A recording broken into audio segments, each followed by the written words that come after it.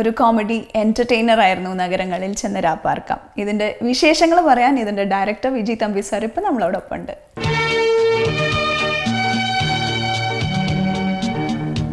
ഇന്നും കറണ്ടായിട്ട് നിൽക്കുന്ന ഒരു രീതിയിലുള്ള സിനിമയാണ്. കാരണം അന്നത് വളരെ അഡ്വാൻസ്ഡ് ആയിരുന്നു. പല കോമഡി സീക്വൻസുകളും അതിൽ നിന്ന് എടുത്ത് പല സിനിമകളിലും പിന്നുള്ള സിനിമകളിൽ വന്നപ്പോൾ അതിൽ നിന്ന് ചെറിയ ആൾട്രേഷൻ വരുത്തി പല കോമഡി സീക്വൻസുകളും ഇന്നും പലരും ഉപയോഗിച്ചിട്ടുണ്ട്. അതിലൊരുപാട് ഒരു പക്ക ഹ്യൂമർ സിറ്റുവേഷൻ ആയിരുന്നു. അതിൽ എല്ലാ സിറ്റുവേഷൻസും ഹ്യൂമറസ് ആയിട്ട്. പിന്നെ ഏറ്റവും പ്രത്യേകത എന്ന് വെച്ചാൽ കുറേ വില്ലന്മാരെ കൊണ്ട് കോമഡി ചെയ്യിച്ചു എന്നുള്ളതാണ്. അപ്പം ജനാർദ്ദനൻ ചേട്ടനെ പോലെയുള്ള ആൾക്കാരൊക്കെ അന്ന് നല്ല കൊടും വില്ലനാണ്.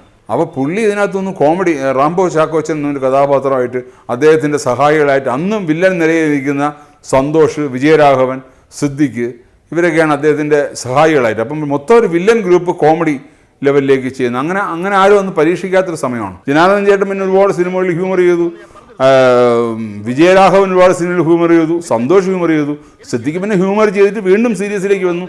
വീണ്ടും എൻ്റെ സിനിമയിൽ തന്നെ കൂടെ തന്നെ അയാൾ കൊടും വില്ലനായി മാറി. അപ്പം അതുകൊണ്ട് അതിനൊരു രസകരമായിരുന്നു. അത് തിലകഞ്ചേട്ടൻ്റെ അന്ന് തൊട്ട് ഒരു ഭയങ്കര സിമ്പിളിനായിട്ട് നടന്നൊരു സീനിൽ വിഗ് പോകും പുള്ളിയുടെ. അവിടെയാണ് പുള്ളി വിഗ്ഗാണ് വെച്ചിരുന്നതെന്നുള്ള. പുള്ളിയുടെ മുട്ടത്തലയായിട്ട് പുള്ളി കയറി വരുമ്പോൾ പുള്ളിയുടെ സെക്യൂരിറ്റി പോലും പുള്ളിയെ തിരിച്ചറിയുന്നില്ല. അങ്ങനെ നമ്മൾ ഒരു ഫണ്ണി സിനിമയാണത്. രഞ്ജിത്താണ് അതിൻ്റെ തിരക്കഥ എഴുതിയിരിക്കുന്നത്. രഞ്ജിത്ത് ആദ്യമായൊരു സ്ക്രിപ്റ്റ് എഴുതുന്നത് എനിക്ക് വേണ്ടിയിട്ടാണ്. അത് കാലാൾപ്പട എന്ന സിനിമയാണ്. ഞങ്ങളതിന് ഒരുപാട് അടുപ്പമുണ്ടായിരുന്നു. അങ്ങനൊരു കെമിസ്ട്രിയാണ് ഇങ്ങനൊരു സിനിമയിലേക്ക് ലാൻഡ് ചെയ്തത്.